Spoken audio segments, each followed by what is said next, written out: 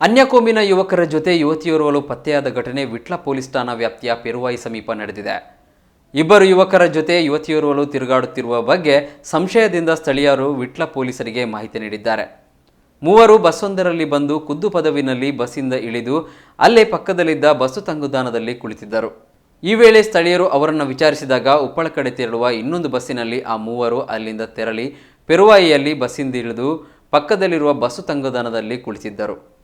ಮೂವರು ತುಂಬ ಸಲುಗೆಯಿಂದ ಇರುವುದನ್ನು ಕಂಡ ಸ್ಥಳೀಯರು ಅವರನ್ನು ವಿಚಾರಿಸಿ ಬಳಿಕ ವಿಟ್ಲ ಠಾಣಾ ಪೊಲೀಸರಿಗೆ ಮಾಹಿತಿ ನೀಡಿದ್ದಾರೆ.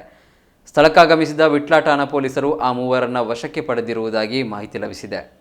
ಮೂವರು ವಿದ್ಯಾರ್ಥಿಗಳಾಗಿದ್ದು ಪೆರ್ಲ ಆಸುಪಾಸಿನವರಾಗಿದ್ದು ಅವರು ಉಪ್ಪಳ ಕಡೆ ಸುತ್ತಾಡಲು ತೆರಳುವ ಸಲುವಾಗಿ ಬಂದಿರುವುದಾಗಿ ಅವರು ಪೊಲೀಸರಲ್ಲಿ ತಿಳಿಸಿರುವುದಾಗಿ ತಿಳಿದು ಬಂದಿದೆ.